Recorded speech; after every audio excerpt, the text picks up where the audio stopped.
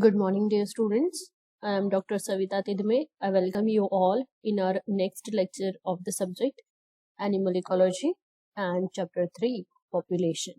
So, under this chapter, we have studied number of things. We have studied the characteristics of population, right? Even we have also studied the methods, means interaction between the population, growth curve, that is logistic and exponential growth curve, as well as Gauss principle of the competition exclusion. We have already studied in previous few lectures. Now in the present lecture we will be studying the sampling methods. So what are the sampling methods? What do you mean by sample or a sampling? So sample is what? A specific part or a few individual of a population is said to be the sample, right? So as you consider in a jungle or in a forest, a number of individuals, number of plant species, number of animal species are living together. So it is not possible for us to count all of them, right?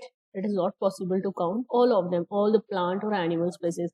Rather, what we'll do, we will take a sample from that forest and we'll count it. So a specific area is marked, and within that specific area, what is the population of that specific plant, herbs, shrubs, ants, small insects, anything else, any kind of a living being, what is the population? This is said to be sampling. Now, number of such a sampling methods are there. Different types of techniques have been used by the scientists for sampling, right? Let's see. Okay, sampling methods in population ecology. Here one method is given, that is a quadrant. Okay, so this is called as a quadrant method. So to study a plant population or for other object of a large area, this quadrant method can be used. A quadrant is a suitable frame, mostly square, for sampling of the plants of varying size area. For a sampling of the plants of a varying size area, the quadrant method can be used. So this quadrant method is used for sampling of the plants or slow moving animals such as the snails, right? And by using the species area curve, the size of the quadrant is been determined. So here you can see this larger sized square block is there, which is again further divided into some small quarters. Here quadrates. Here you can see small quadrates are there. So this kind of a frame is there, or even for the, if you want to do it for a large scale, so you can construct, you can prepare a larger quarter, you can mark a large quarter in a particular area, convert it into a small quadrates, and in from that quadrant you can able to count the population of a specific plant. Say if I want to count the population of this shrubs or grasses, so I can make a quadrant and I can start calculating at this quadrant, at this quadrant, at this quadrant, what is the population of the grass, or what is the population of an ant, or something like that. Even a larger area, if I want to sample with the help of this quadrant method, then also I can mark a large forest area approximately, and then convert it into a smaller quadrant, and then take out or calculate the number of individual or plant or shrubs or herbs or species present into that area. So in this way I can take a sample with the help of a quadrant method. Now let's see what is next. Okay, so this quadrant method is of 4 types. In 4 ways this quadrant method, sampling method, can be calculated. And this method, my dear students, was first developed in 19th century for studying the plant population. And this method is also used to find out similarities or differences in composition and structure between various plant communities. Okay, so by using the species area curve, the size of the quadrant is determined, and it is of 4 types. So the first is least quadrant method. So this least quadrant method, it includes the list of species present in a particular quadrant. So say if this quadrant is there, what I have done, I have make a quadrant and I start calculating the number of different types of plant species into this quadrant area. So in the list quadrant method, what I am doing, I am just listing out all the organism in present in that quadrant area. So list quadrant method, in which only the list of species of a plant is shown. And the second method is a list chord quadrant. So this list chord quadrant includes the population of each species in every representative quadrant. So what it means, this list quadrant method, the first one, in which I'll get the gross number of species present into that area, and in the list chord quadrant method, in which I'll get the number of different individual of a population, right? Each species, suppose species 1, 2, 3, 4, 5, like that, I have measured 10 species into this single quadrant.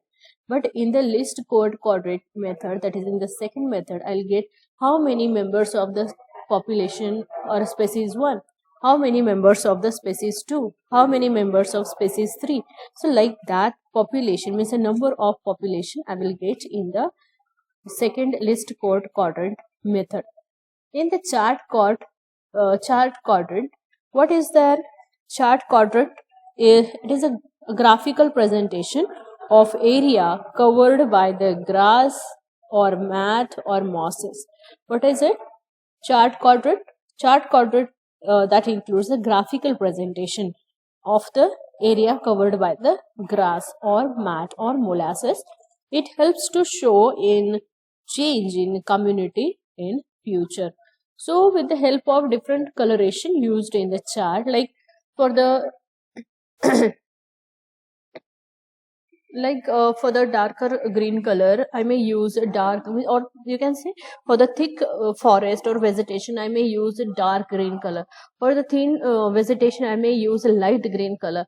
For almost less vegetation, I may use orange color. So like that, because of the use of different colorations in the chart, one can get the idea or change in a community in future. What, so today if it is a dark forest or if it is a forest at this place, in future if such a kind of things are going to remain or not, or you can correlate with that things also, right? So chart quadrant, in which the charts are prepared of a specific community or a specific population like grasses or molasses. Even the clip quadrant, in which the biomass or weight of each species is studied, and biomass or weight, this clip quadrant method, in which the biomass or weight of each species is studied. The fresh or dry weight of uprooted individuals or branches or fruits is also recorded. So fresh weight can be considered, dry weight can be considered, even the leaves, stem or root, they can be weighed with the help of this clip quadrant method, right? So my dear students, the quadrant method is of 4 types: list quadrant, list chord quadrant, chart quadrant and clip quadrant. List quadrant, in which only the list of individual or a list of species. List chord quadrant, species with the population. Chart quadrant, or chart is prepared or geographical map is prepared. Clip quadrant मध्ये there is a weight or biomass is calculated. So number of quadrant sample in the unit, how it can be calculated? Number of quadrant sample in a unit, how can be calculated? So it is calculated with the help of a formula, that is area of a unit multiplied by total number of quadrant divided by total area of the habitat. So area of a unit, say it is small a, total number of quadrant, say it is 100, just for example, and total area of the habitat, it is capital A. So with the help of adding some specific values to this, so total area of habitat, say it is 100 acre, and here we have taken only 1 acre as a sample into total number of quadrant. How many quadrant you have made? Suppose 100 quadrant. You will get the number of quadrant sample in the unit area, right? Let's see the second sampling method. First sampling method is quadrant method, right? coordinate method, and the second sampling method is the line transect method, or it is called as a line transect sampling method. So this method is commonly used to measure the percentage of a vegetation coverage, woody debris, even mat, even plant or animal abundance into a particular area. This method is used. Okay, and along with that, the transect may be single. The transect which is used, line which is used, that may be single, may be multiple lines, or may be L-shaped or unequal length lines are used. So any kind of line transect, any kind of line intercept can be used. Say for this you need to mark a specific area, and to that specific area, what is here, 100 meters of the specific area is now marked, and this line transect is being drawn.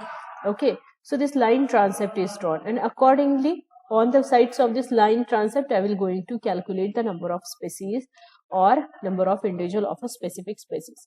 So this line may be a single line, maybe multiple 2 lines, 3 lines may be drawn, maybe L-shaped line is there, or unequal length lines are also used for this line transect method. So steps for line transects are, the first step is make 2 measurements of a particular item or a plant or individual. What we need to do? We need to make 2 measurements. 2 measurements of a particular plant or individual need to make. And then transect length and maximum width is also need to be decided. Okay. So what would be the length of this transect? Say here is the 100 meters is the length decided. And what would be width? Maybe 1 meter, 2 meter, 3 meter width has been decided. So this need to be decided prior, need to be decided earlier before you start with the line transect method of sampling. Okay. Then measure the bare region of the area in the same way. Suppose the bare region is the area where there is no vegetation. We need to measure that barren land also, because sampling cannot be done only on the vegetation. If you are saying the area which is bare, so you need to measure the population present into that area, then and then only you can say it is really a bare area, right?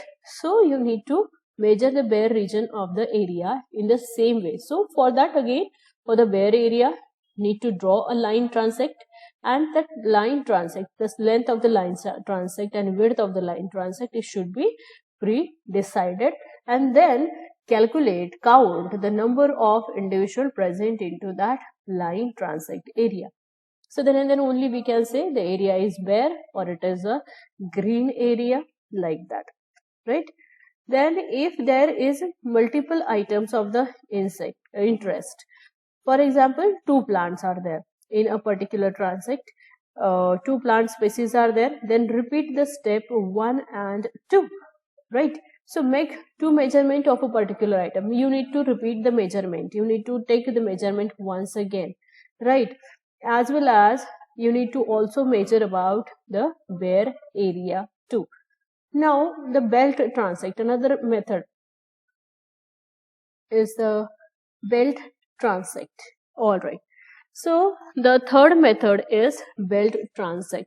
Now in this belt transect, it is the same as a line transect method, but it record the information of abundance of a particular species as well as presence or absence of it.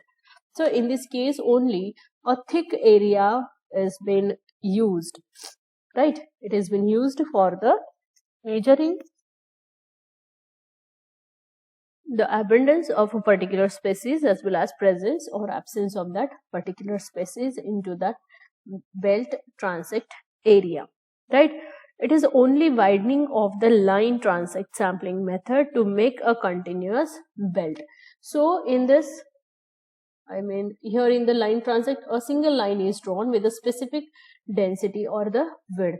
Here a belt means a widened belt is been prepared, right? A line transect is there obviously, and beyond the line transect, a belt, a zone, specific zone is been selected, 1 meter by 1 meter zone is been selected for the belt transect method. and in this the transect, a line comes out across the surveyed area, and quadrant is on beginning. Mark the point on the line. So you need to mark the point on the line, and then in the innermost area of that quadrant, or you can say mark the lines, you need to count the population of a particular plant or slow moving animal or vegetation, anything else, right? So the individual, maybe plants or animals, are then identified inside the quadrant, right? And their abundance is also recorded. See, the mango trees, they are 5.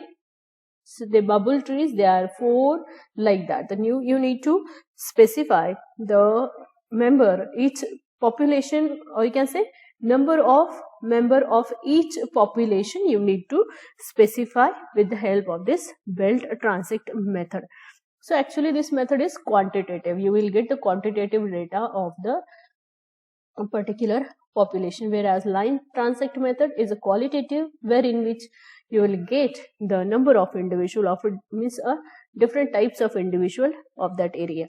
So animals can be counted or collected, while it is usual to find out the percentage of the plant species. So it covers the area of the quadrant occupied by the above group parts of the species when viewed from above.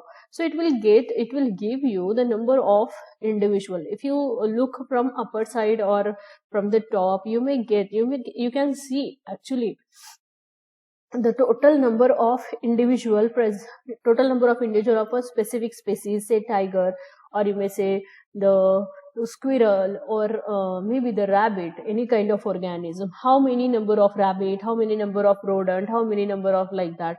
You will get a specific area, specific number of individual of a particular species into that area. Even sampling should be least destructive and should try not to trample an area too much when carrying out your survey.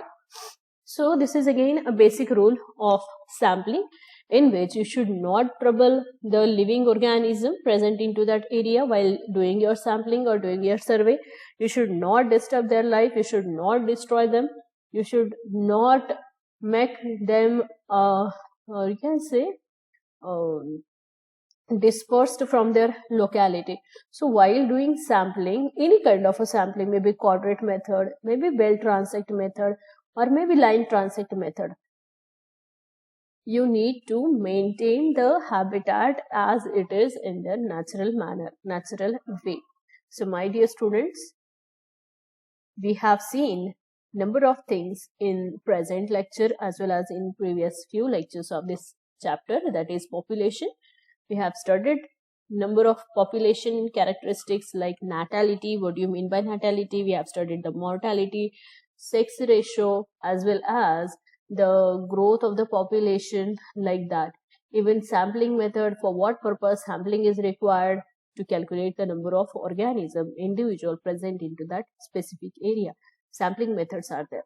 Even we also studied the population interaction. If organism living together, any kind of organism, if living together, they are interacting with one another. Like we human living at home, right? We are living with our family. We are interacting with our parent. We are talking to them. We are asking them something.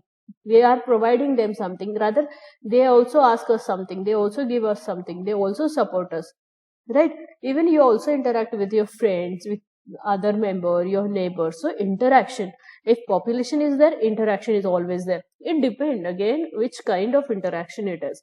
So population interaction we have studied, in which competition, then commensalism, mutualism, as well as the amensalism, parasitism also we studied, right? And along with that, the principle of a competition exclusion is also we have studied.